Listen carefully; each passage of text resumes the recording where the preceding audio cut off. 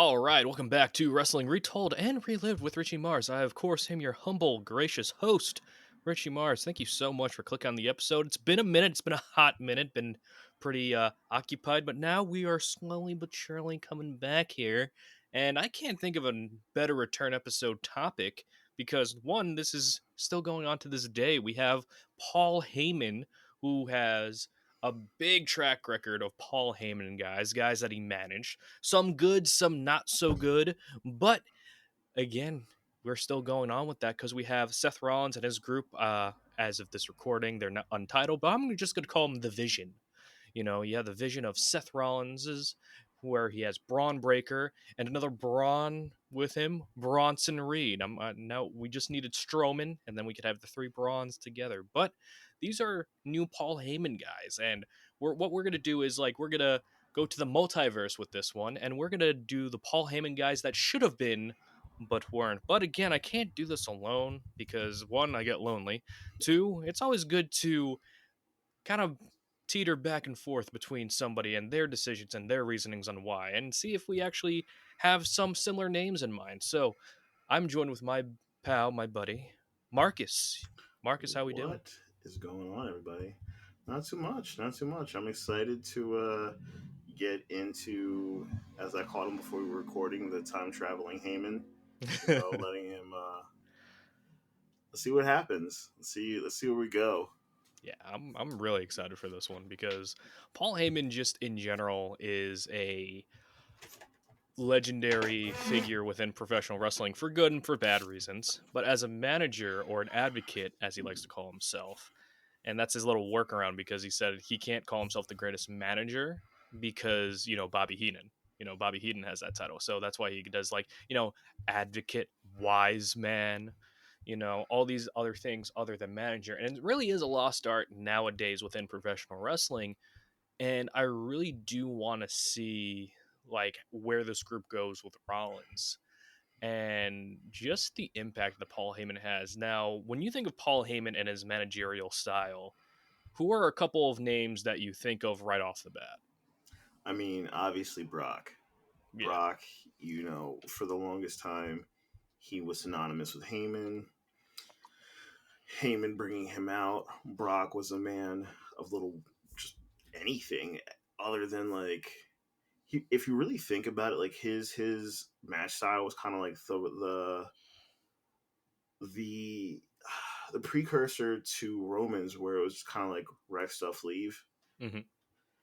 So I mean, that's the one that comes up immediately. Like all the other guys are really good, but for me, it's just Brock is like the first good, bad, indifferent.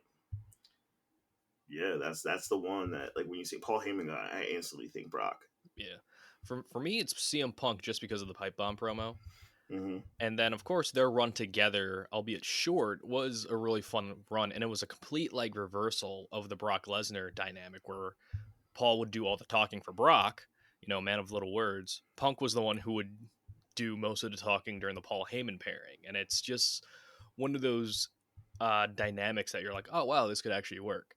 And I think that's what makes Paul such a great, not only advocate, not only wise man, just person to have and to raise the stock of in general, because you have all these different pairings, like with Brock, Punk, Roman, that are completely different feels from each other, where it's a consistency of reinventing themselves, but Paul Heyman is still Paul Heyman, Mm-hmm. which I think is very interesting because you'll see people like Undertaker, Chris Jericho, they reinvent themselves all the time because they've been in this business for a while.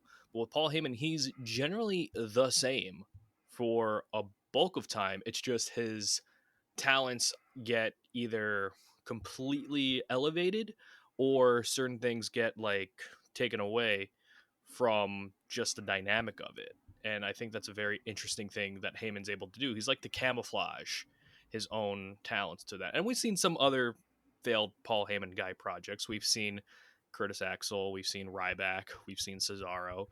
And I don't think it's necessarily a fault on the talent necessarily. It's just you have Paul Heyman, you have he's not a miracle worker, but again, it's only like you're only given as much as you can, and with those guys, they were given some things, but I don't think the full confidence was within them.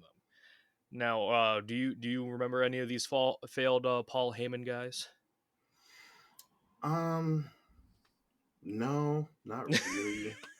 Just because, again, it's like, like I think the, I think the hits are such big hits that the misses kind of get swept under the rug Hmm. because, like, if you think about it, like you said, like there was a list of failed Heyman guys, but nobody ever remembers that list Mm.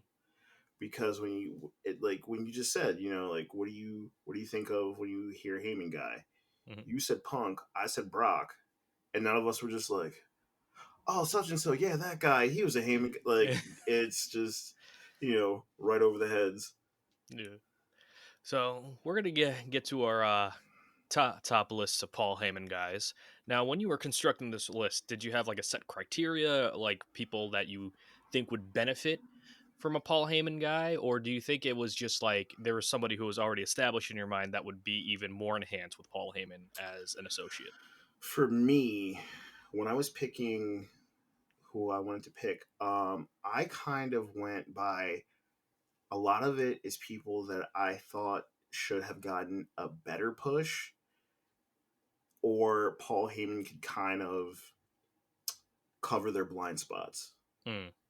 because you have a good bit of people that they're great at one aspect of something and they're not at the other. And when you have somebody to kind of lean on, like a Paul Heyman, then Paul can kind of make up for their slack. So Hmm. there's that, and there's just a couple people that I thought would be interesting because kind of the same thing, but like they weren't really lacking anything. They might have just been like a mid Carter, or they Hmm. might have been, somebody that got overlooked for something. Right. All right. So let's not delay any further. Who is your first person that you're labeling a Paul Heyman guy in the multiverse? Okay. In the Heyman multiverse, the first one I have is Bobby Lashley. Ooh, that's a good one. Like, now Bobby Lashley is very much comfortable in his own skin. He's gotten way better on the mic. He's in phenomenal shape. But if you remember, like his early promos, he was so soft spoken that it kind of shot him in the foot a little bit because here's this big guy. They're trying to push him as this monster, as this big guy, and he's very quiet on the mic. He's very um It's very Brock Lesnar, Mike Tyson esque. yeah, like he has a little bit of that like a little bit of a lighter voice. He doesn't really, it's not really booming. He's not screaming at people. So a lot of people kind of wrote him off, but then they see what he did in the ring and they're just like, yo, this guy's crazy. Like he's an animal. So that would be my first. It's a good one. That is a real good one. And of course, Bobby Lashley, like you said, he's like more comfortable in his own skin. He has MVP as the manager, as Mm-hmm. the current Hurt Syndicate. And MVP was a blessing for Bobby Lashley, not only in WWE, but TNA, now AEW as well. And that extra Paul Heyman factor during the time that you're describing, where Bobby Lashley just freshly called up to WWE's main roster, on that SmackDown. I think his Titantron even had like, the quotes hard hitting, soft spoken. It's like, oh well, which is such a like an odd thing to like describe somebody that you're trying to push as this monster. Mm-hmm. It's kind of like the Matt Morgan effect, if you remember. Like they try to have him be like a stuttering giant, Oh yeah, and apparently that was earmarked for Brock Lesnar originally. but it. Oh my gosh, no, that was such a terrible gimmick. It's just like, all right, here's this big guy. What's this thing? Like, what does he do? Yeah, He's got a speech impediment. Write it. It's gold. Like, no, yeah. Vince. Like, no. What are we doing here? Oh my gosh, I think it's just one of those like quirks that I think Vince and creative had, where it's like, here's this like beast of a person that is just like perfect in every way. Here's this glaring flaw that you can't like oversee. Yeah, it's just like, oh my gosh, like he's 6'5". He He runs a crazy mile time. He lifts. He does this. He has irritable bowel syndrome. It's like, what are we doing? Like, why? What is this, like? What is this Yeah. about? Yeah. It's again, you gotta ask the guy who doesn't work there anymore. Only he I can answer that. Even if he remembers it, I'd be shocked if he did. was gonna say which one of them because I'm pretty Uh, sure Johnny Ace was there too. oh, gee, there's another can of worms. Uh, yeah, I think it goes safe to say both of us we don't have Johnny Ace on our list for multiverse Paul Heyman guy. Absolutely not. Oh, imagine like Paul Heyman and the Dynamic Dudes though, coming out with a surfboard, bleached his skullet. Oh gosh, no. I'm gonna stop right now before I convince myself it's a good idea. But for my pick, it's actually a group. It's actually a faction, Okay. and it's the Radicals of Chris Benoit, Eddie Ooh. Guerrero, Perry Okay. Saturn, and Dean Malenko. And I think it's like the perfect group for Heyman because Paul Heyman back then was all about bucking the system. And I feel like these guys, at least that were portrayed as, these outsiders from WCW. And of course, Paul Heyman couldn't be there since he was running ECW for another year, give or take. And I think it would have fit the flow they were trying to get a lot sooner. Of course, Eddie unfortunately injured his elbow, I believe, the SmackDown after their debut, and they just turned heel out of Mhm. nowhere. Um, but with Paul Heyman, I think he would really sell the group in, especially because none of those guys at the time were really known for verbal charisma. And I feel Yeah. like Heyman would do a lot to enhance each of these guys' differences and strengths. Because back then, I feel like a lot of people would like kind of like combined everybody as the same. Let's go. It's the WCW mid card guys, Yeah. and it's one of those things where you didn't see their personality yet. It wasn't until Eddie had Latino heat. It wasn't until Hmm. Benoit became the Crippler. Dean Malenko became a 007 like ladies man character, and then Perry Saturn had a love affair with a mop. Mop. Yeah. Good old So Moppy. Love so that. they found their characters for better for worse, but at least they're memorable. With Heyman, if you really wanted to go towards that wrestle centric, we're going to be different from the Attitude Era in this way, where it's not just about being entertaining, but it's also being entertaining within the ring. I think Heyman would Hmm. really accentuate all those positives while hiding their perceived negatives at the time. Yeah. Yeah. Yeah. He would definitely be able to do a lot of the heavy lifting, like you said. They were all really great in the ring, and they didn't really have their footing because they were kind of the new guys. So yeah, that would have been a really good one. Mhm. All right, your next Paul Heyman guy or gal. So I made a list of guys and gals, so I'll do one of the. I'll keep flip flopping back and forth. Um, I have Io Sky. Ooh, okay. Io Sky is phenomenal in the ring. Like all around, like the roster seems to really like her. However, there is a bit of a language barrier, and I think that's also kind of why, like, you know how like sometimes they'll give somebody accolades, they'll give somebody a championship, they'll give somebody money in the bank or something, but there's all like it's very, I don't know how to describe it. It's almost like sometimes It's like like we somebody's need to give them something in order to give them something, but not like a reason why we're giving them something. yeah, but you ever notice how like some championship runs just have more oomph? Yeah. Like I think that is what she needs because again, since there's a bit of a language barrier, she's not the she can struggle on the mic sometimes. But if you had, Paul Heyman Io Sky Hmm.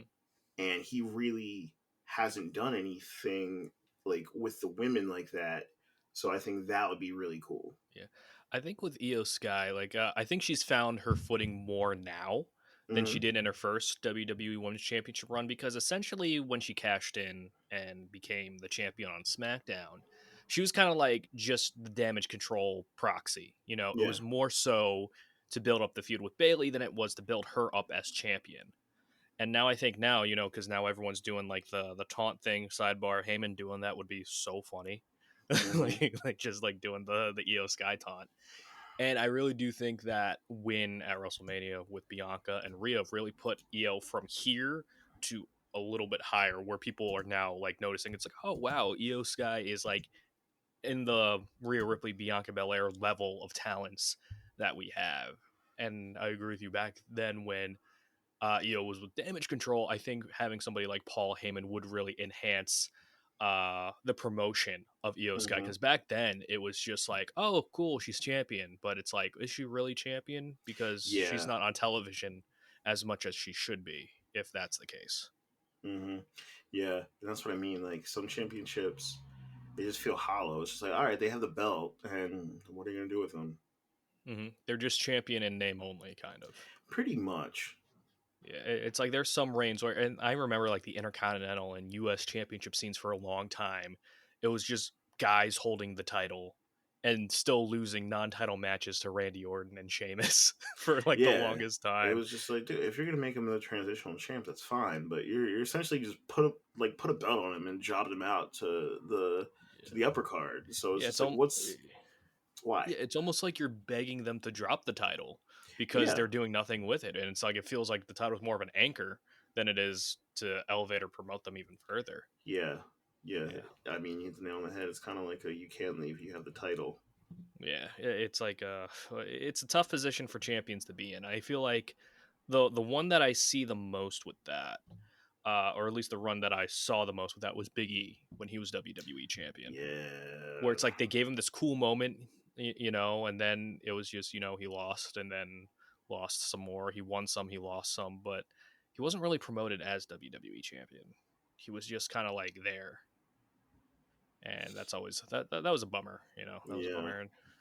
But for me, my first woman, Paul Heyman gal, would be Beth Phoenix. Ooh, that's a good one. I thought about putting Yeah, her on the list. yeah, Yeah. because like she came in that era where women's wrestling wasn't really treated that well in Mm-hmm. WWE, and I feel like like similar to Bobby Lashley, the soft-spoken type would work really well with Paul Heyman presenting her with these accolades. I know they worked together behind the scenes in OVW a lot when Beth Phoenix was there, and Beth Phoenix pointed to him as a mentor of hers. And I feel like the Glamazon was such like a cool like character. Like you have Mm-hmm. that similar with AEW with Megan Bayne, if you saw who Megan Bayne is, and it's just like this presentation where it's just like this like war goddess. Like I feel like Paul Heyman could have just sold that to the nth degree, Oh, but absolutely. unfortunately back then WWE was more focused on the sex appeal of the woman rather than their in-ring ability. Yeah.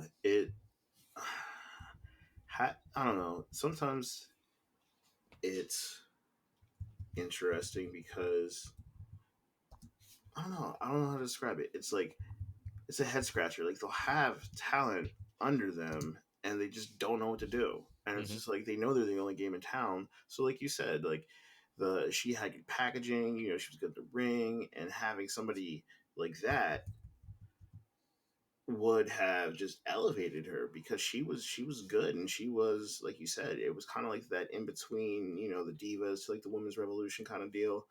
So that would have definitely been a good pairing because we see what he's done with Brock. I mean, it could have just been like the ladies' version of Brock. Hmm. Yeah. Yeah, well, all right. Let's go to your next Paul Heyman guy. All right. So a lot of people, they're gonna be like, "Duh," they're gonna be like, "This is such an obvious one," but I got Lance Storm. Ooh, okay.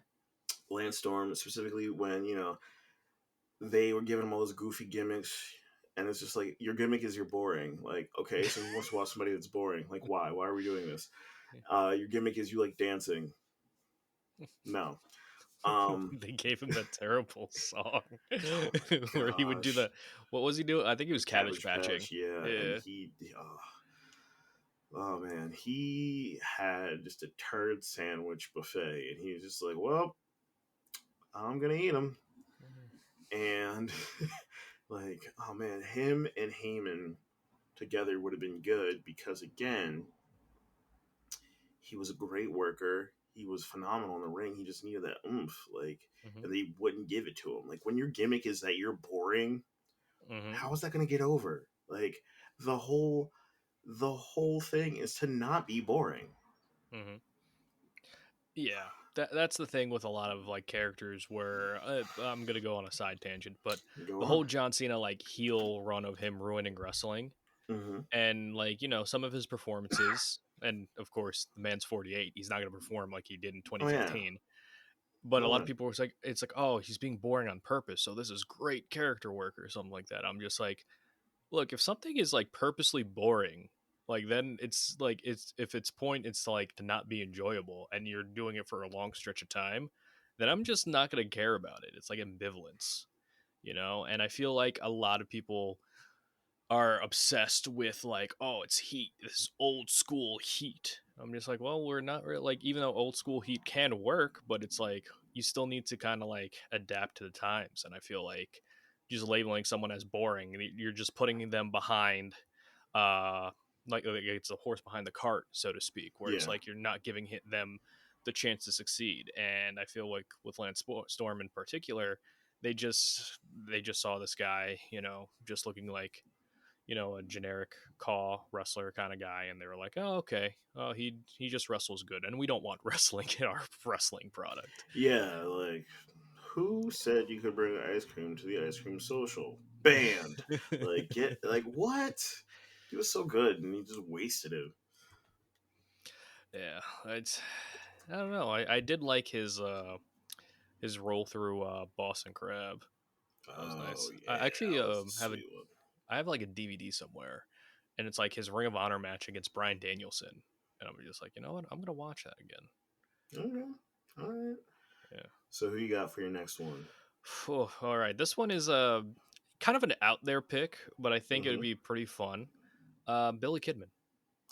Yeah, Yeah. because remember they were like in WCW they were like pushing Billy Kidman. He was like the first one with jorts. And then just like, Mm-hmm. and we know somebody else who's wearing jorts right now who made it their staple. But I feel like with WWE they tried to just restrict him to the cruiserweight level.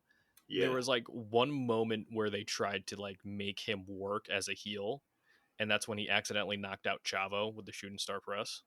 And then Mm. he came out with like the robe. And I'm like, oh, that's pretty dope. And then they did nothing with him. But he was married to Tori Wilson, so I can't like feel that bad for him. Uh, I'm like, yeah, your career was okay, but you were married to Tori. It bottoms out. Uh, Little pound dollars. It figured itself out. And I feel like with Billy Kidman, if he got like the necessary like again another guy, cruiserweight guy, whose verbal skills kind of held him back a little bit and his size, Mm-hmm. and I feel like Paul Heyman would really elevate Kidman, like at least as a threat, especially after that shooting star press incident with Chavo, and just seeing how the shooting star press is a dangerous move. I mean, in real life, that's why they actually banned the shooting star press, because they thought it was really dangerous. And now you see like 15 of them in WWE, AEW, everywhere.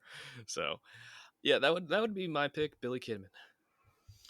Alrighty. All right. So we're gonna go for the next in the ladies. Number two.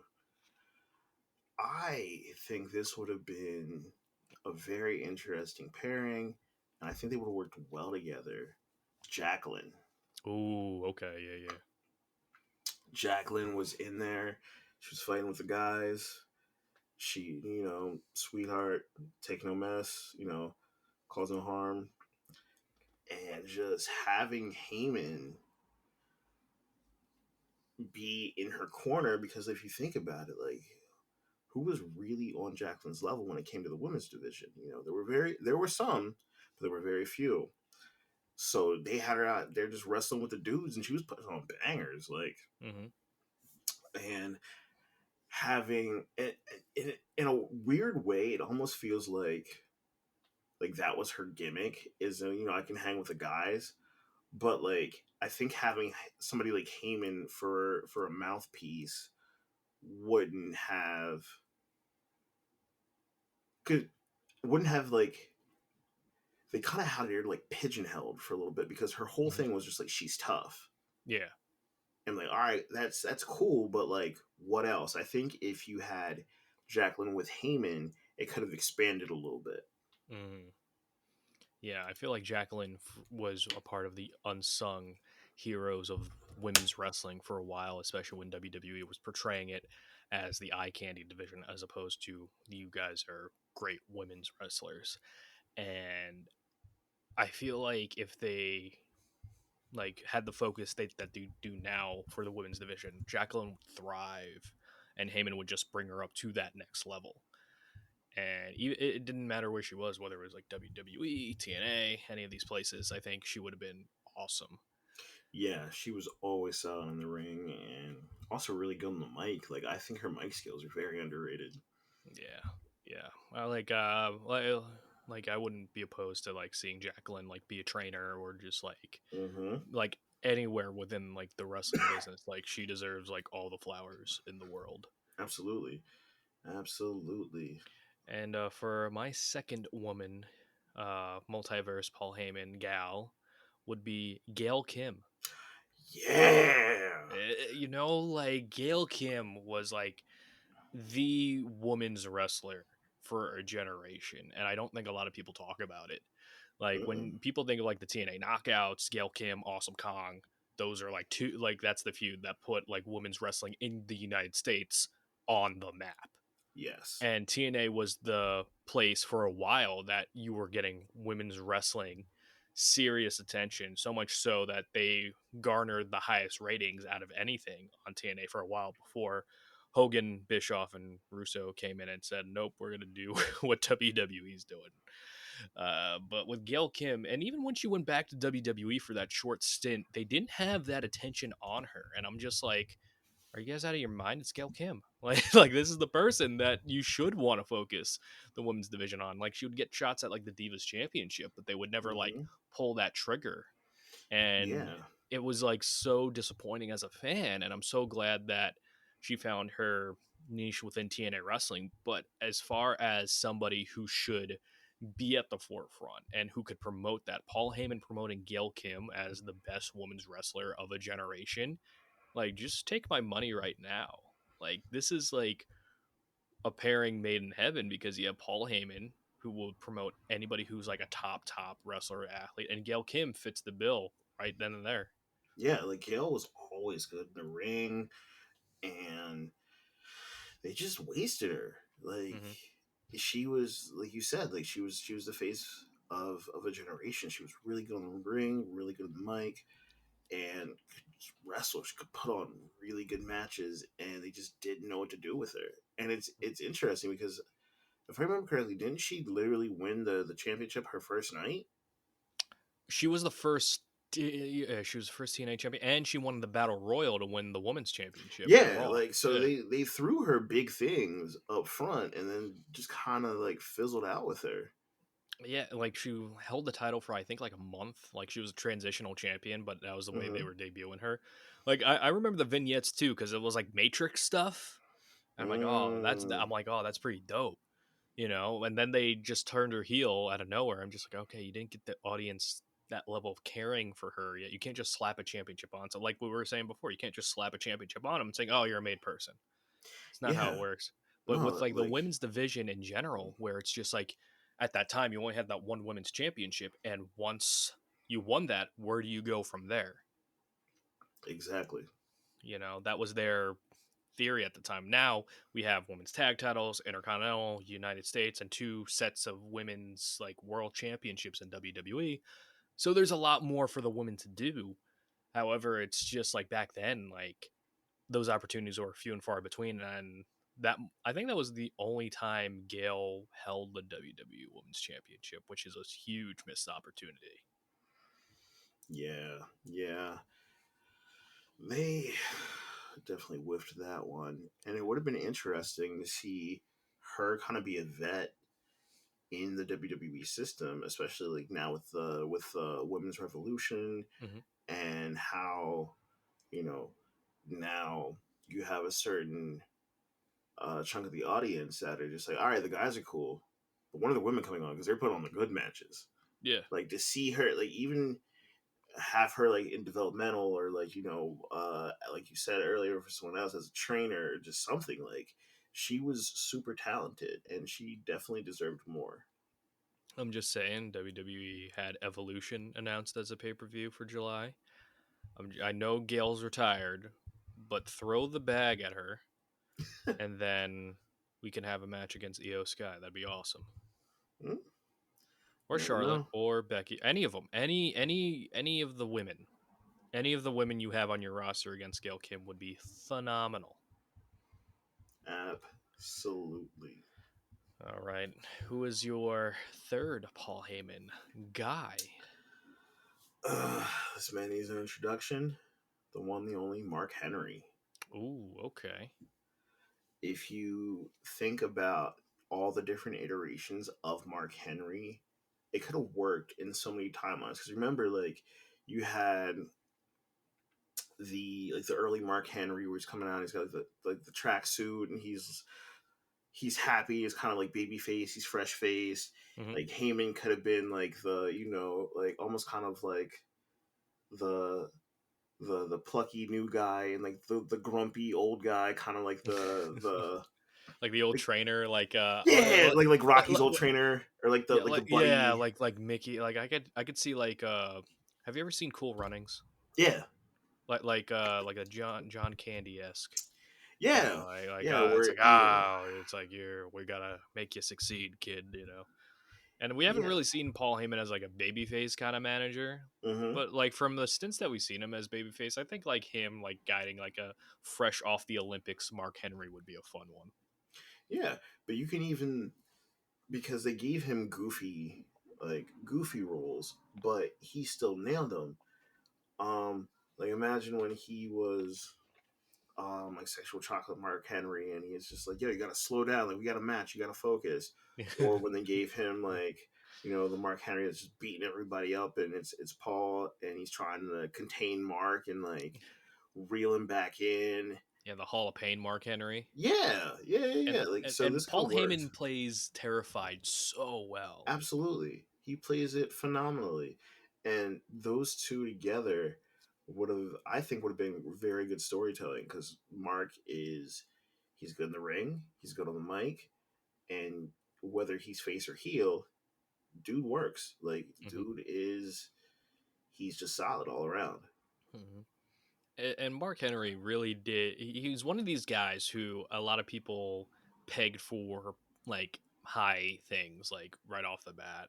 And for the longest time, he just wasn't really finding his footing in that regard to be that main player. Like he had memorable characters like Sexual Chocolate, but it just wasn't like what I think people were expecting of him. And it wasn't until that Hall of Pain run, which is only a couple months. Like it wasn't really that long. It was, I think, from like May or June all the way till December of that year. So it's like a 6 month run. And it's like amazing that that's remembered so fondly. And then you have, of course, the fake retirement ceremony with the salmon jacket. Mm-hmm. And just like that extra oomph with Mark Henry, I think would really put his career to the next level. I know he was managed by Tony Atlas and ECW for a little bit. And I Yeah. thought, I'm like, oh, that's a pretty cool pairing. And Yeah. then they had Tony Atlas just become a laugh track for Abraham Washington, if What, you remember that, where he goes, what can you do? but All right. So who you yeah, got for your next one? I got Bobby Roode Okay. because I feel like Bobby, when he got called up to WWE, like first he didn't need to be in NXT, but I understand why he was there. Yeah, the feeder system. Yeah. And with Bobby, he's like that classic NWA type of wrestler where it's like he's a throwback to a generation. Like he's a very solid. He has great presence. He has great like ability on the microphone as well. And I really think even if it was like in his TNA run too, with long hair, I think his pairing with Heyman, like his hypothetical pairing with Heyman would work because Heyman would sell Bobby as this generation's Nick Bockwinkel or this generation's, Larry Zabisco or someone like with that classic pedigree of being that person that's keeping the meat and potatoes of wrestling alive. And he's like the last like true wrestler because he comes out with the robe, Yep, the glorious. theatrics. Yep. I know his character in TNA was more like Wall Street driven, but now it's like you could have like this classic character on your where it's like Paul Orndorff esque, and I feel like Bobby Roode could embody all those like classic wrestling and wrestlers and then modernize it, especially with the help of Heyman to sell it. I feel Mm-hmm. like that would bring Bobby Roode to a higher level and a higher degree. And it's a shame. Like I wish Bobby came into WWE like 3 to 5 years earlier because I feel like his career would have been so much more fulfilling. Like I enjoyed his US championship run. I enjoyed his tag runs with Gable and Dolph, but honestly, it's like I'm missing that like singles run of Bobby Roode, and like I feel like if he was, he came in your earlier, he would have been like a world champion easy. Yeah, and like you said, it's always interesting to me because they always, there's always somebody floating around that is a callback or throwback to, like you said, like the meat and potato days. Hmm. But it's interesting because it seems like as much as they like that, they always kind of fumble it. It's always kind of like, oh, look at them, they're traditional, and it's just like, okay, so like what are you gonna do with this? Like, where does this go? How does this branch out? How does this arc? They're traditional. Yeah, I feel like the only person that really took like the throwback from the past without being like too like still paying tribute to it, but without being too much of a parody of it was Tony Storm. Okay. When she's doing like the timeless character, that Yeah. film star where it's like, yeah, it's goofy, but at least it's like she's committing to the bit. It's not Uh-huh. just like being that additive or it's like, oh, look how wacky she is. She thinks that she's in a different time period. No, she's embraced like she is this time period. And Yeah, that's why it works. absolutely. Yeah. All All right. And right. who is your next Paul Heyman gal? So my next Paul Heyman gal is Shayna Baszler. Oh, great pick. Great pick. And I'm just gonna fast forward mine as well. Shayna was on my list too. Nice. Yeah. Because it's just like her NXT run perfect, no notes. However, when they brought her up to the main roster against Becky, they turned her into a vampire. Yeah. Again, it seemed like somebody that was, she was so talented and they just didn't know what to do. Mm-hmm. It's I don't know. It's funny because it's just like what what other organization has that problem of just like, you're very talented. Okay, what am I gonna do? I don't know. I think other than Brock and Ronda, and to a degree Bobby Lashley, I don't think wrestling promotions really know how to book people who are also in MMA Mm-hmm. because since MMA is the real fighting and WWE is the fake wrestling. How do you portray this person other than dominant? And then how do you make them like lose in a realistic way when they're in this like setting? Because I remember like a big thing against Brock Lesnar when he returned to WWE after his stint in UFC was like he kept like he wouldn't like he'd lose to John Cena, he'd lose to Triple H, and he was having like these matches that were in the traditional WWE style instead of the Brock Lesnar style we know of him just dominating everybody. And with Shayna, I feel like they kind of wrote her off like once like once they realized Ronda was coming back.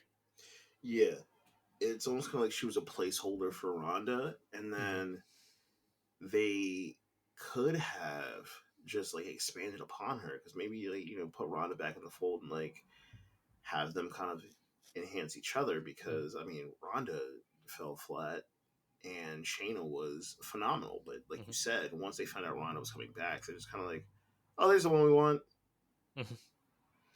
Yeah, it's like the shiny new toy effect, which is abundant in professional wrestling. It's not just the Mm-hmm. WWE problem. You see it in any No. promotion where it's like, oh wow, you have this person coming in. Oh, you have this person coming in. Like I know the new MMA kind of character they're developing is Lola Vice from NXT. Okay. and she actually had a program with Shayna Baszler in that NXT Underground match, which is Yeah. like their version of like MMA rules. And I feel like with Shayna, especially with Paul, because Shayna was, I don't want to say like she was bad on the mic, just wasn't really given an opportunity. Mm-hmm. But with Shayna Baszler, she was always missing that it factor that Yeah. WWE dropped the ball with. Because they will always be like, "Oh, it's Ronda's friend," you know what I mean? It's like, "Oh, Yeah. she's like they would always associate the two." And I feel like Shayna Baszler, because like she did great because she picked up wrestling a lot quicker and a lot better, in my opinion, than Ronda did. Mm-hmm. And I think she like went full force into it, and her NXT run is proof that she could work as a force in wrestling. However, for whatever reason, WWE just didn't have that trust in her when she got called up to the main roster. Yeah. I was thinking about what you were saying and how they don't know. It's funny because, like you said, they don't know how to book people that had MMA backgrounds, but they do book people that they always, they're like, oh, this person's badass, and people like are afraid of that. Like, think of, and not necessarily within WWE, but like wrestling as a whole. Think of somebody like a Sandman. Sandman Mhm. obviously didn't win every match, but you Yeah. knew like Sandman's coming through, Sandman's putting on a banger, and the whole thing was like Sandman plays to win. Like at somebody like I mean, you said they made her a vampire, but look at somebody like Raven. Like Yeah. he kind of had that like weird emo kid stuff going on, but he wasn't a vampire. But Yeah. Raven Like was he putting was on grunge. Yeah. bangers. Yeah, Yeah. he It was was he like was like grunge. he was a grunge guy, but like they can do it. But it seemed like you said like when they get to people that have legitimate MMA backgrounds, they're like, all right, so you're a fighter, yeah, yeah, you fight people, yeah, you use Yeah. your fists. It's just like Yeah. okay, Yeah. It's like, oh, what's your finisher? A choke? Cool. Punch? Cool. yeah. you know. Like I remember WCW when Tank Abbott came and his whole thing was just like a punch. Like that was Yeah. his finisher. It was just like I punched him. And it's like okay, as opposed to all the like other punches in the match. Apparently, Vince Russo really wanted him to be a WCW World Champion. Yeah. No. Yeah. WCW is no longer around. Completely annihilated. I mean, when the guy comes out, and I mean, he obviously was like a legitimate fighter, but it was like, we want him to be champion, and the guy looks like a refrigerator repairman. I'm like, Now it's one thing if he was like flashy or he had stuff, Yeah. he was like he can do some grapples and he punches people. And it's just like, all right, you can see that in a bar fight too. Like, Yeah. if you Really really like want it, 3 count though. Really like 3 count. ah, Yeah. yeah. I'm not gonna lie, three count was fun for its time. Yeah, the boy band thing was hidden, and I feel like, especially Uh, now, I'm still waiting for that NSYNC reunion, yeah, and it's gonna happen one of these days. yeah. But there's always one that goes and makes it, and Sugar Shane, Hmm. he was the Justin Timberlake. Yeah, and sometimes just like Justin Timberlake, he decided to become a superhero. There you go. Yeah, and then Gregory Helms with the sunglasses Titantron. Yep. All right, so my Who you number three got? woman was Shayna Baszler. So now we're gonna go to, I see you. Yep. Now we're gonna go number four for your Paul Heyman guy. My Paul Heyman guy, the Fallen Angel, Christopher Daniels. Oh yes, love Christopher Daniels. Yeah. Now this is specifically Fallen Angel. This isn't Curryman. Nah, it could be any Christopher Daniels you want. This is the multiverse. Paul Heyman Yeah, is omnipresent. Wherever you well, think Paul Heyman is, there he is.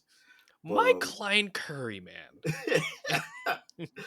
but Christopher Daniels, I mean, it's funny, like when you and I do these lists for like ECW, WCW stuff, somehow Christopher Daniels keeps sneaking his way like into my list. And I'm He's just like like, our own little mascot. You know what I mean? yeah, like I like me some Christopher Daniels.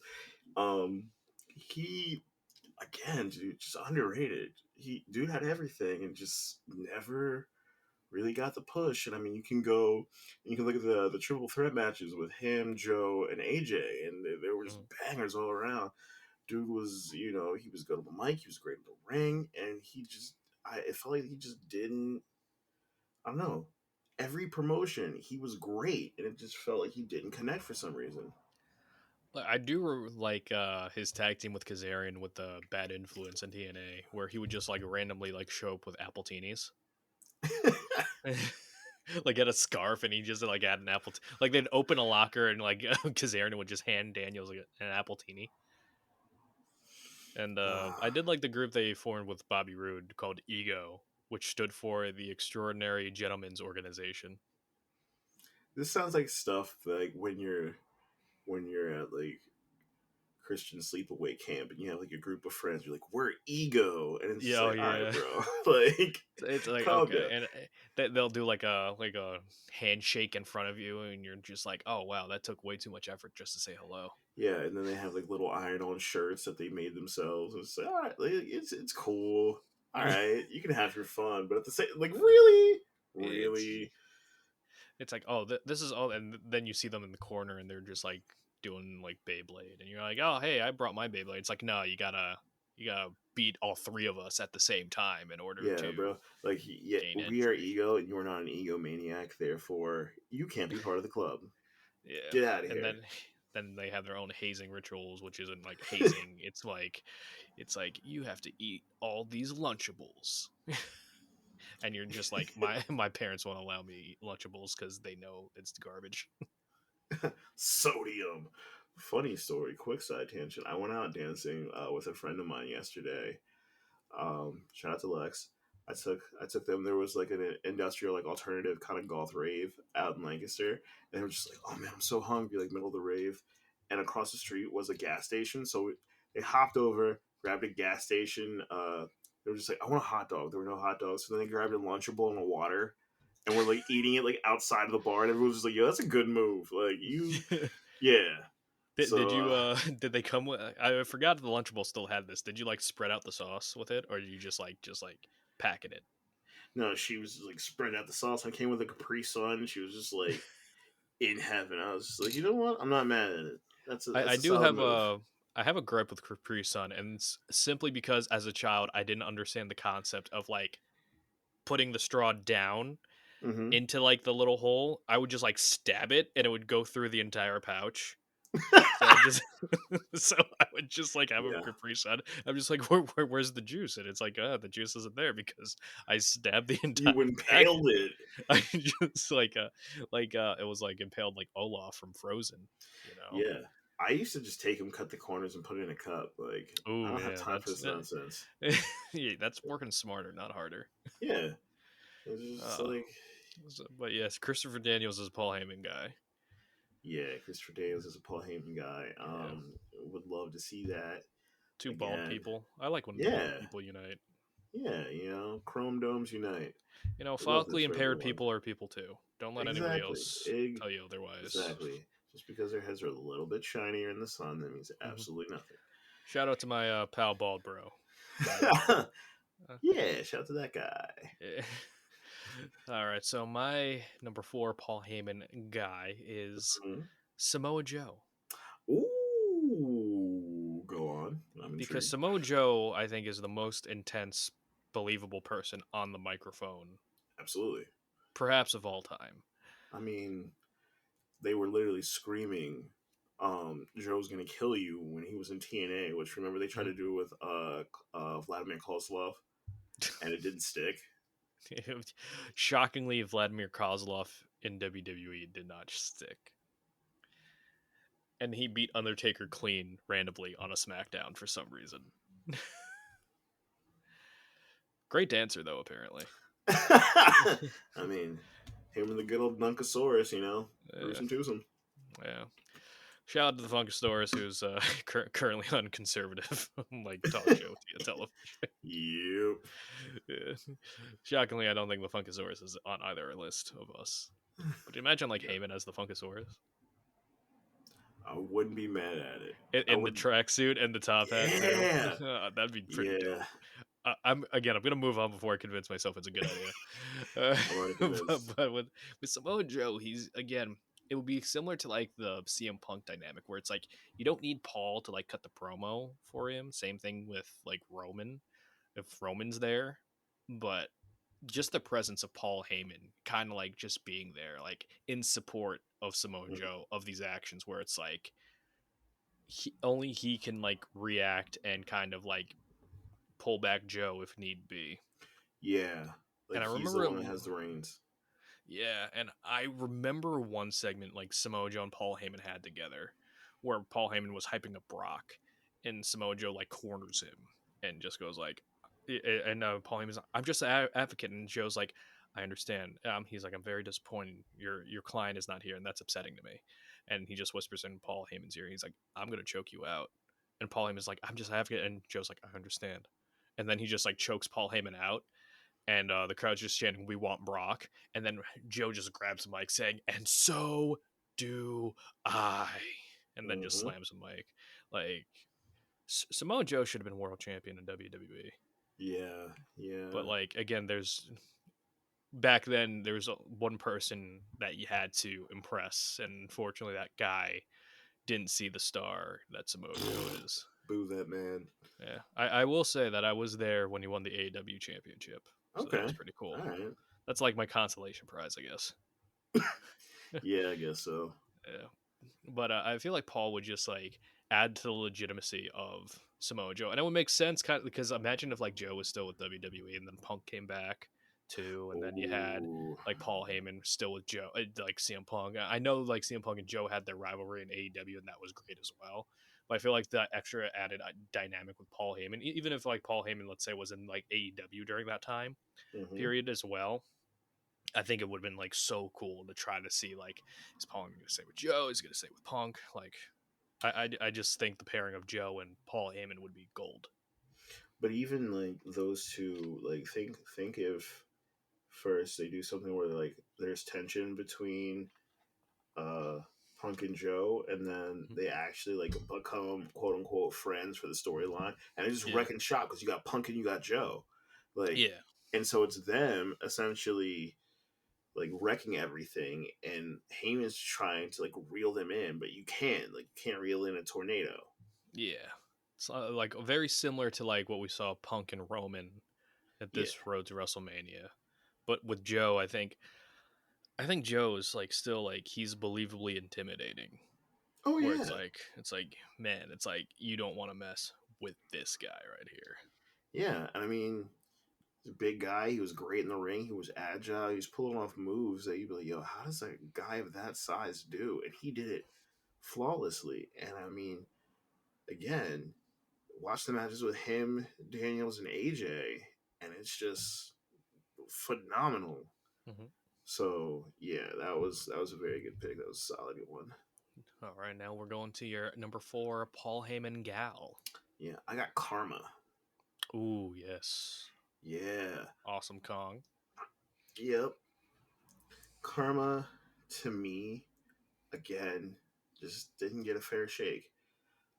She was very good.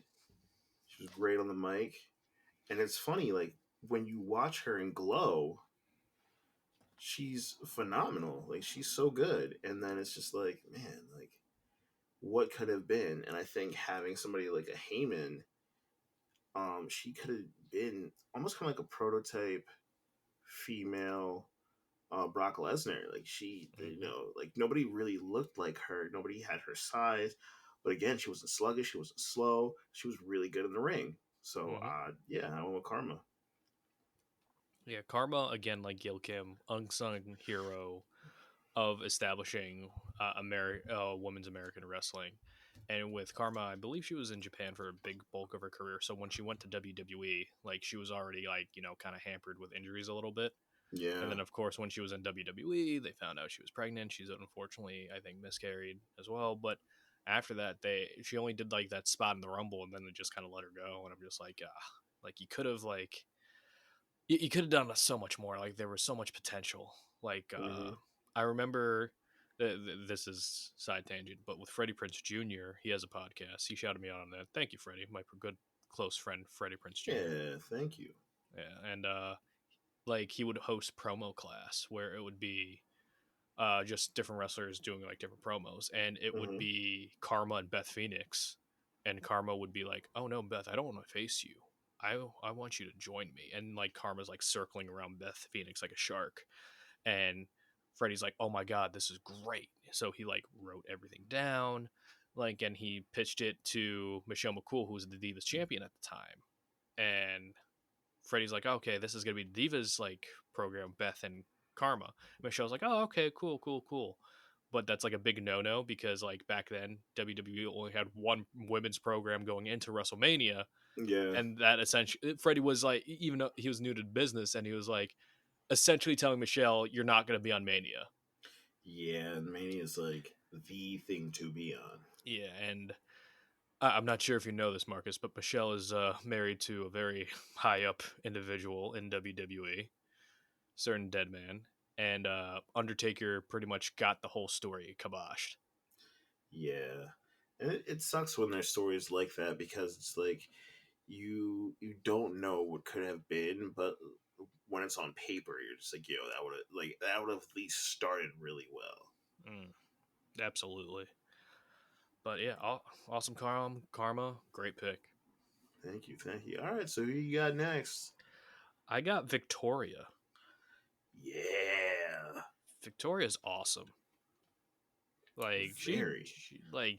I'm so glad she's like they don't call them Legends deals anymore. Mm-hmm. They're like nostalgia contracts. Yeah. So she has like a nostalgia contract. I'm like, man, Victoria was like so awesome. Like the Widow's Peak finisher, Mm-hmm. and it was awesome. I too have a Widow's Peak, so I'm like, oh, that's awesome. It's like the bald it's like the Kindred bald spirits. it's a bald representation, you know what I mean? It's like but now it's like the Widow's Peak representation, which I really enjoy. So like Victoria, I feel like she had a very solid couple of year run with WWE where she was a focus, and her group with Stevie Richards I think was really fun. Mm-hmm. But I feel like if they paired her with Heyman, like she would have been like very well used. Yeah. Especially when if you're working off of Trish, if you're working off of Stacy Keibler, Tori Wilson, any of the women that they were promoting, I feel like Victoria would have been really set well, and Paul Heyman would be able to sell that fact as well. Yeah. Yeah. She was always good, and again, just really didn't get the push that she needed to get, and it's another what could have been because, like you said, like very good all around. So that was a nice little dig in the crates there. Yeah, it's like especially if it was like her and TNA as Tara with the motorcycle, and then you Mhm. see Paul Heyman like behind her as she's driving the motorcycle too. Or what if they had like she comes in the motorcycle and he comes in with like a little Vespa, Oh yeah, like a yeah, Vespa and like the helmet with like the yeah. little pinwheel or something, like. Or that, like, her thing is like she's driving dangerously, she's on a motorcycle, but he's got his little, like, his Vespa and his, like, his visor shield. Yeah. uh, oh boy, that would have been a fun pairing. Yeah, that definitely would have. All right, who's your fifth Paul Heyman guy? So you mentioned him earlier in reference to something else. I have Dean Malenko. Oh yes. Yeah, the good old Iceman. Um, Again, suffered from just kind of he was good in the ring, wasn't very charismatic on the mic, and having a mouthpiece where he really faltered because, like you said, like they gave him the goofy gimmicks, and back when he was in WCW, his whole thing was, the man of the, what was it, like 1,000 holes or something like that, Mm-hmm. if I'm not mistaken. And that was his whole thing. It's like, he's kind of like the wrestling machine. Yeah, like he's the wrestling machine. So like when he comes over to this other promotion, it's kind of like all right, like what are we gonna do with this guy? He likes women. Yeah, that's it. That's what he's gonna do. And it's just kind of like, oh my gosh, like I think he could have. I mean, if they wouldn't have like saddled him with something like that, I mean, you had Taz, who obviously didn't wrestle for long, but he could have had, like, imagine like Taz is known for making people tap out. He's known for all the submissions. Imagine if they're just going around like just submitting people, like the tap out twins. Like, what if they're just like, just that's their thing? And there's just so much they could have done with him, and he was so good in the ring. And it's kind of like him and Heyman would have been a very solid pairing. Yeah, that would have been a fun one. Like that would have been like a really fun pairing with Dean.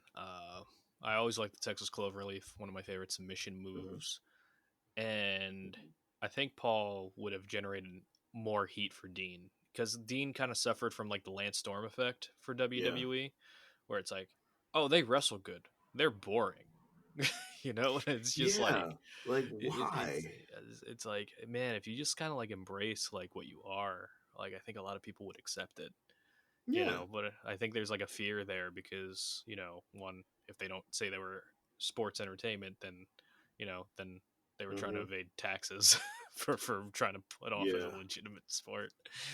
But yeah, it's one of those things with Dean Malenko that it's like a big what if, and Mm-hmm. yeah, just make him ladies man. Yeah. That was That's the the thing. answer. That's the thing. And it's funny because it would have been one thing if he was like charismatic on the mic, and he had a little chutzpah. He's showing a lot of personality, but you're taking this person who is not very charismatic, and his whole gimmick is now that he's charismatic. It's just like, what are we doing? Yeah. Why? Cool. All right. So for my fifth Paul Heyman guy is William Regal. Oh, okay, Yeah. like that. Because Go William on. Regal is like one of the best performers of a generation, hands down. Absolutely. Not only as a wrestler, but as like a comedy. Like he's one of the best comedically timed wrestlers as well. Oh yeah. His stuff as the commissioner, his when he was like the Las Vegas showgirl was really fun. And then when he became King of the Ring, where it's like, oh wow, we're actually going to get main eventer William Regal against WWE champion Triple H. This is cool. And then he got hit with the wellness policy violation, which was a bummer. Yeah. And it felt like he never really bounced back from that either. Yeah, like he won the Intercontinental Championship shortly after he came back, but that was like the ceiling, Mm-hmm. and I felt like he could have done a lot more. Oh, absolutely. Especially like if you look at today's landscape, I think somebody like him of his stature would be well suited for today. Like, could you imagine like William Regal versus just so like him and Gunther having a match? Ooh, yes. Like, that'd be so good. Oh my And they're god. both known to like they have a hard hitting style. So imagine you just got bull versus bull. Like, let them lock horns, see what happens. hmm Especially like the Heyman dynamic, I think would be so interesting because Mm-hmm. like Heyman could treat him like just saying my liege or like anything like that, just royalty. Yeah. And I feel like Regal would embrace that as well because he could be like a really hated heel. He could also be really fun. And I feel like a comedy Mm-hmm. pairing with him and Heyman would also be fun, like for its comedic moments, but also its serious moments as well. That Heyman could evolve William Regal. And I feel like the best time to do it, like I said, like when he won King of the Ring, but also like after the alliance kind of Mm-hmm. dissipated. Uh, Yeah. Yeah. It was again like he never really got his fair shake, and like you said, mhm, he do could be funny, dude could be serious, he could tear it up in the ring. And I think a lot of people don't realize that while they're trying to make you as the audience believe that the sport is super serious, when people are good when it comes to comedy, that's I honestly think that sometimes that's harder, because if you really mhm, think about it, you have people who, okay, they'll say, all right, so that was a solid match. Okay, yeah, I expected that from those two. All right, cool. And even if they don't have a solid match, they'll look at the stuff in the past. But like when somebody's known for being a comedic person, like they have good timing, they make people break. People are looking for that every single time. Hmm. They want a moment every single time from that person. It's just like, okay, you made us laugh this time. How are you going to make us laugh that time? Who are you going to Hmm. make break? And it's almost kind of like they're hyper aware of what's going on, and they watch them like a hawk. So, It is more difficult to make people love you than hate you, and in absolutely. terms of comedy, it's harder to make people laugh than to make them cry Yes. because everyone's sense of humor is different. So it really takes Mm-hmm. a special performer in order to not only make you laugh, but make a lot of people laugh with their antics. Mm-hmm. And I feel like Heyman and Rigor are two talents that could definitely would do that. And I feel like Yeah. Heyman would be the extra zest that I feel like Regal would be in that upper echelon of WWE or WCW if he stayed in WCW. Mm-hmm. Mm-hmm. All right. So who is your fifth Paul Heyman gal? So you were talking about putting on a good show. You're talking about antics. You're talking about comedic timing. I got Nadia. Mm. Like, think about it, right? She's coming off of the whole situation with Jamie Noble. Mm-hmm. Imagine if you have those two going back and forth, and Paul's in the middle. Like, Paul's her manager, but there was a whole thing where like Jamie Noble is terrible, but she kept going back. She wasn't there. Imagine like Paul having to hear all of that and having to deal with it, and him telling her, A, and she does B, and like all the fallout that happens. And now Paul's in situations because she won't listen, and like Noble's mad at him because he's on her side. Like, you could do so much with it. Yeah. Well, Nidia was always like one of those performers where I think she was late. I think again, it's one of those horse behind the cart kind of situations where it's like she won tough enough, and I don't think that branding ever escaped from her. Yeah. I think the noble pairing definitely helped, but after that, it wasn't really like she wasn't really given a fair shake to be on her own. I think she escaped the tough enough kind of like capsule better than Maven did. But Mm-hmm. now Maven has a YouTube channel. Hey guys, Maven here. Yeah. you know, uh, but yeah, Nydia would have been like a really fun one. Yeah. And I just realized that I called her Nadia. Well, It's fine. We'll do it live. hey man, we're live. I know I'm gonna like be out somewhere and someone's like, "You mispronounced her name. I challenge you to a TLC match." And it's like, where do you have a ring? It's gonna be like one of those DBZ moments where you pan the camera to the left and just in the middle of the parking lot there's a ring and I'm like, uh, ah, nope. Trust me, if you only knew the comments I get on a semi regular basis. Like one of them is like always like why do you have the same smile that you have in all your videos? And I'm just like I'm, I'm too lazy to make a thumbnail.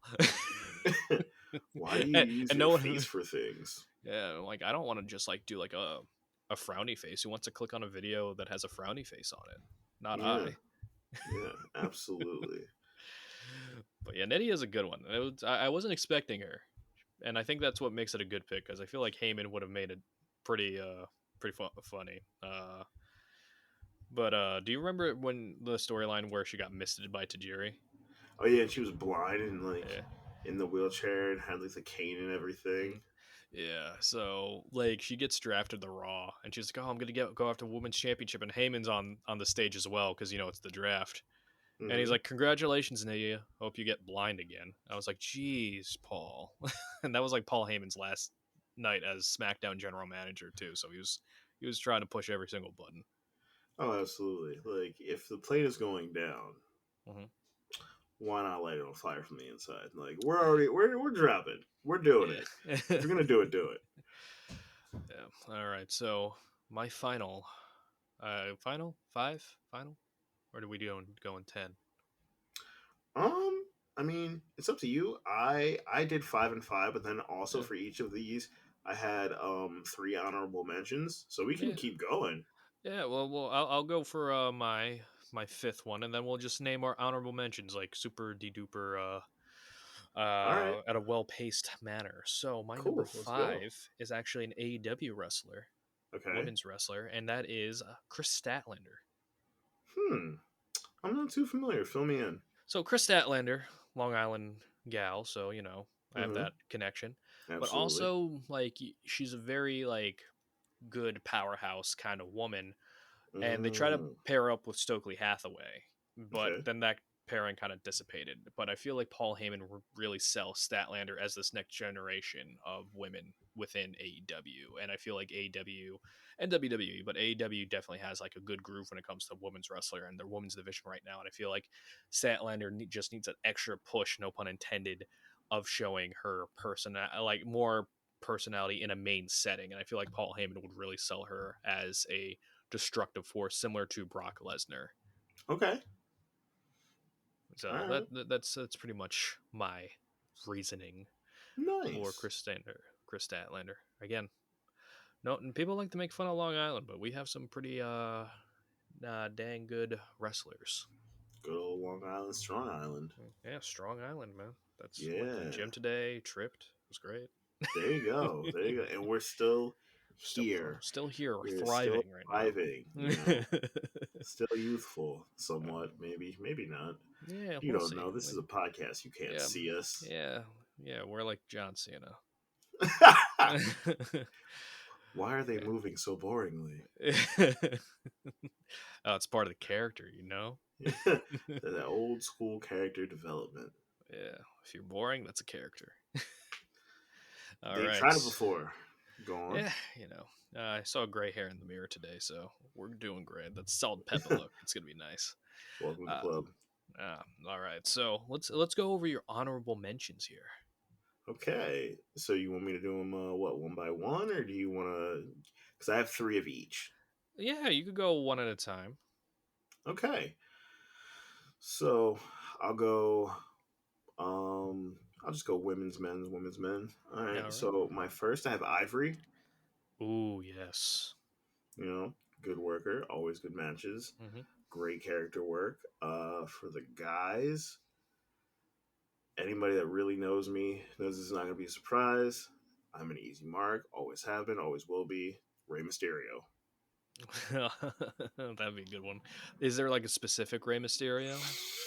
I think when he first came back, because everybody was so hyped, I think it would have been interesting to see, like, let's say you had like Heyman, who was kind of like an in betweener with this guy who has never really been heel. Like, how does this Hmm. work? Are they going to be at odds? Are they butt heads? Is one going to turn on the other? How does this work? There's so many storylines that come out of this.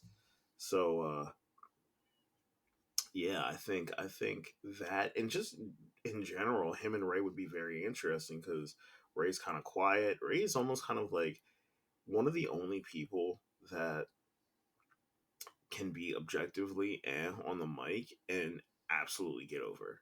Hmm. Like, people absolutely love Ray, and I will admit, like, his mic skills are not the best, and that's kind of his Achilles heel. Like, if he could kind of beef up his mic skills a little bit, but I mean, dude's legacy is nothing to sneeze at, and I've never wrestled a day in my life, so what do I know?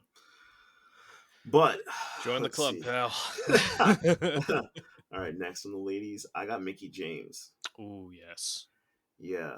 Uh it kind of stunk that, like, her whole thing after a while was being bullied, and it's just like, all right, cool. Imagine if she had Paul Heyman as like a mouthpiece, as an advocate, as somebody to bully the bullies. Like, they could have had that dynamic going, and she, I don't know, I think Mickey James really didn't get a fair shake. So Yeah, like she's multiple time champion, but she was never like positioned as like the main woman of yeah, WWE. again, like we said before, it's kind of like they just gave her a belt. I'm like, oh, look, you got that shiny thing. Okay, so you over here, who we actually like, this is the storyline we have for you. Hmm. So I think she could have definitely benefited. Hmm. All right, so my next one for the guys, I know you're gonna get a kick out of this, the Brooklyn Brawler. Now imagine Heyman's whole thing every time he's been with somebody is he's the professional. We're winning. We're the consummate creme de la creme. Nobody's better than us. This, like, he's done that for everybody. But imagine if he gets stuck with a Brooklyn Brawler, and Hmm. Brooklyn Brawler. back then obviously they called it a jobber. Now they call it enhancement talent. But Brooklyn Hmm. Brawler was also like, dude was good in the ring. He can make people look good. He had good mic skills, and he was a company guy for like 30 years, like probably even more if I'm not mistaken. But just having that, I think when you have those two opposites, how do they work? You have this oil and this water in the sense that Heyman's whole shtick is I win. Brooklyn's whole shtick is I don't. How does that work? Gotta have that training arc, you know. Exactly, exactly. The last but not least for the ladies, AJ Lee. Mm. It's funny because I remember there was a whole thing about her and Stephanie going back and forth on Twitter.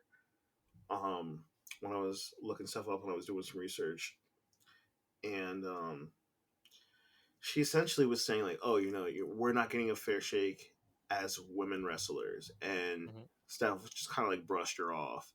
But then you fast forward, and some of the women are like the hottest people on the cards, and merch sales are beating the guys, viewing is beating the guys, people are showing up to see their matches. So she was like ahead of the curve, like way ahead of the curve, and almost kind of got snuffed out for it because they were just like, dude, nobody wants to hear that. Be Right. Yeah. pretty, wear your skimpy outfit, flounce around the ring.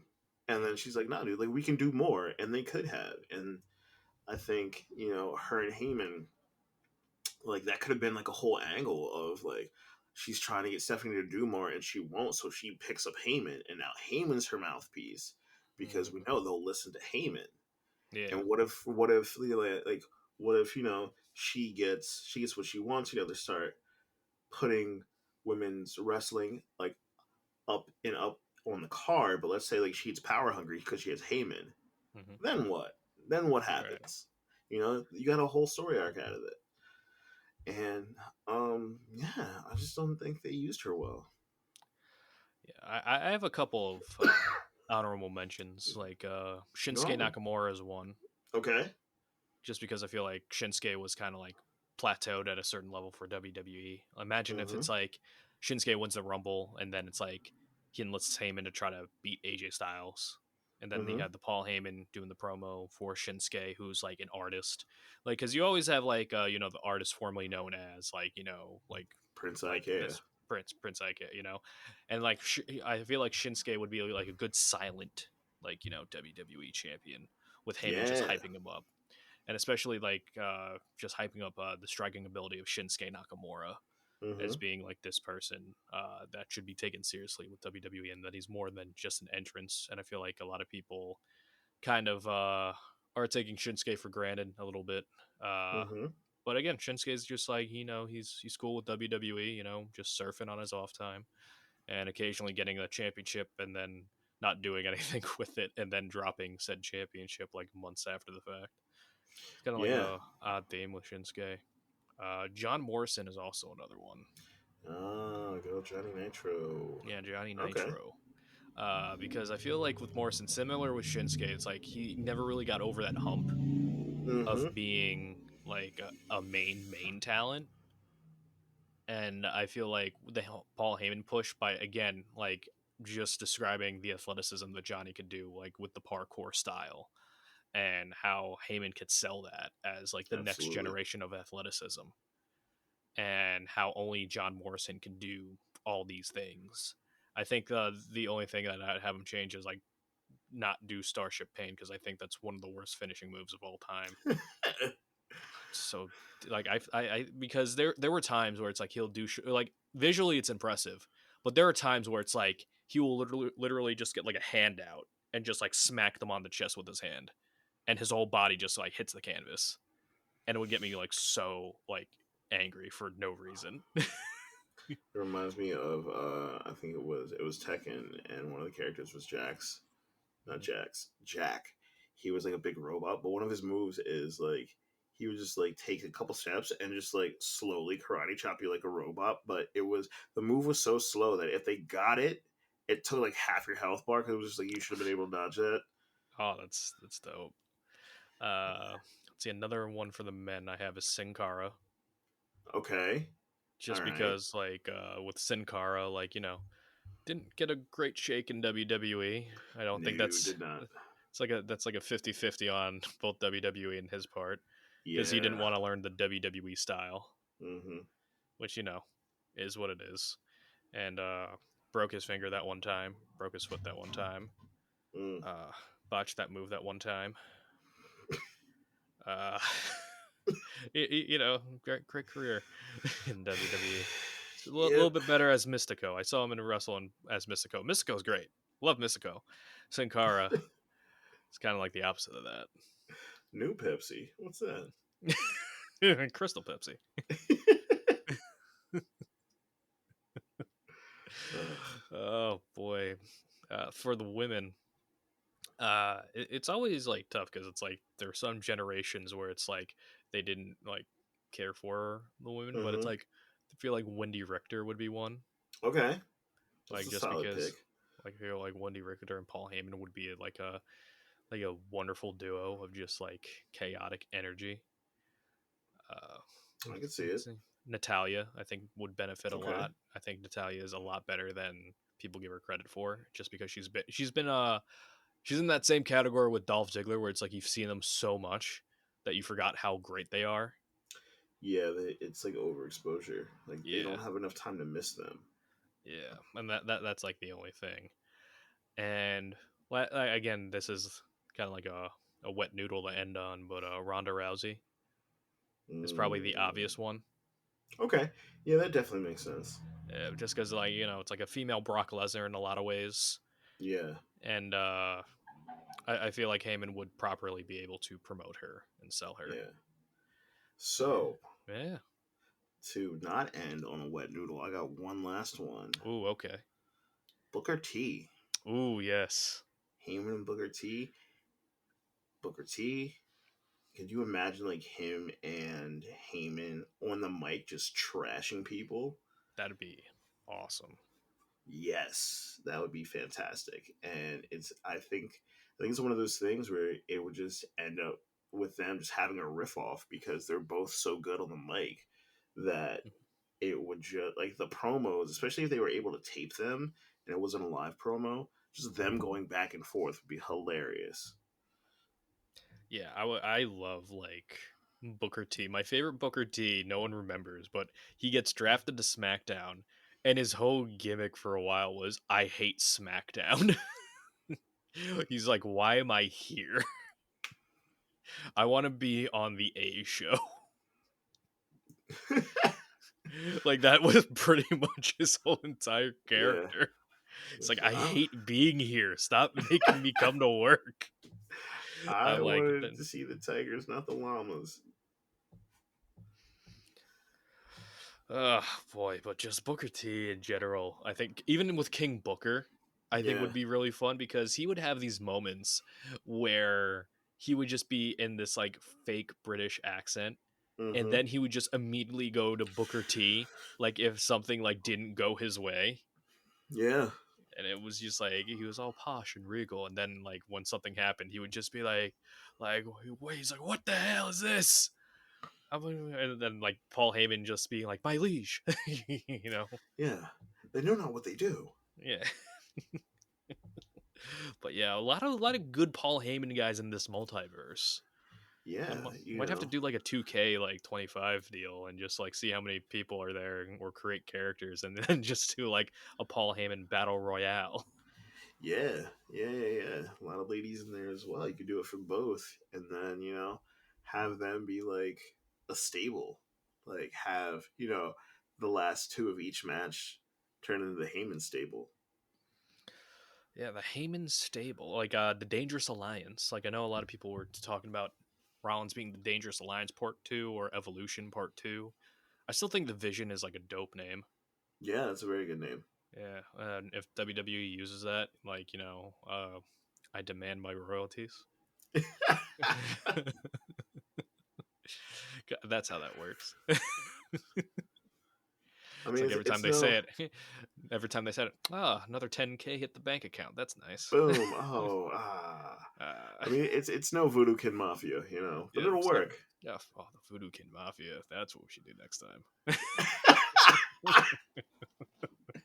uh, uh, I just remember like They were trying to come up with that name, and they're like, we just needed something to like with Voodoo Kid Mafia VKM.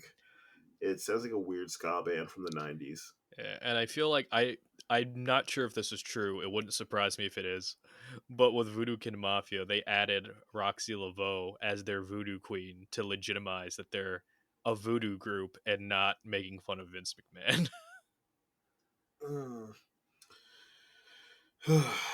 Yeah, they could have done way better. My favorite part of the Voodoo Kin Mafia was they were doing these segments, and I'm so mad that they had to take it down because it featured a logo that they're not allowed to use on television because it's not their Mm. logo.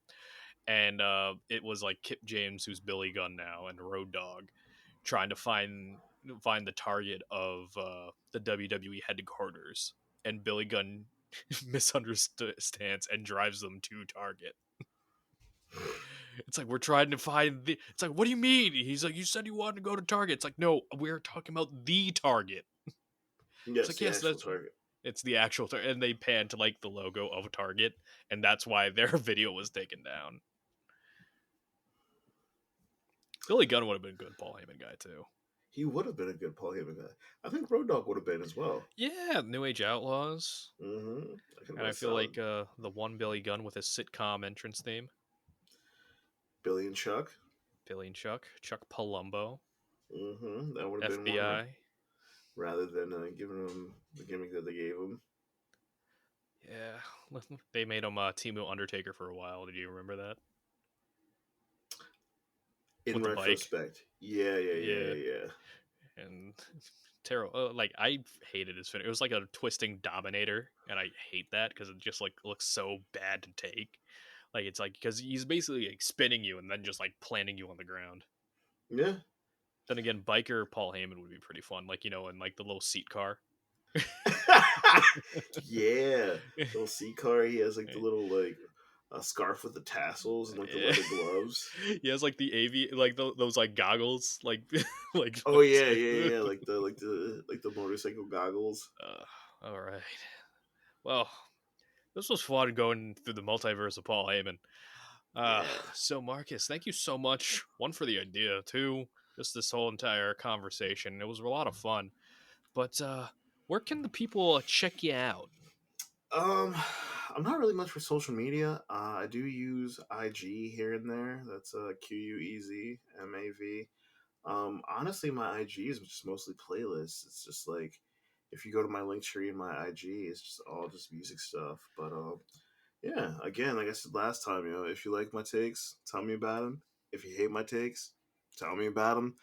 I'm not afraid to be wrong. So if you think I'm wrong, you're just giving my page engagement. So you should do that. Yeah.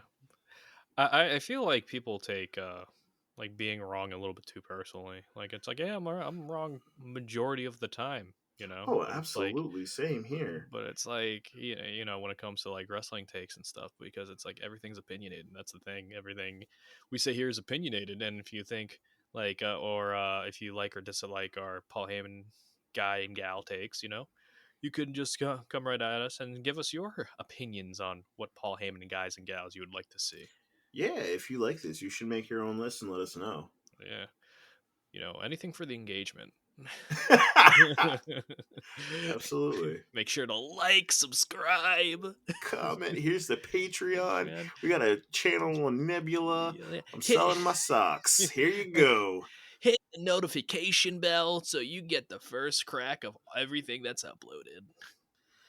But anyway, Marcus, thank you so much for joining. Can't wait to have you on for the next episode that we're part of. And Absolutely. Thank you again. again, Wrestling Retold Reload with Richie Mars on Spotify, Apple Podcasts, and YouTube. Episodes every Tuesday. And again, this is going to be great. TikTok, Instagram, and on X as well at Retold Richie Mars. New content every day on the TikTok. Please go over there and watch my stuff because it helps out the page, helps me invest more time into these other projects like this lovely show that we're on right now. So Yes, yes. thank you so much. TTFN, Tata for now, and we will see you next time. Later, Gators.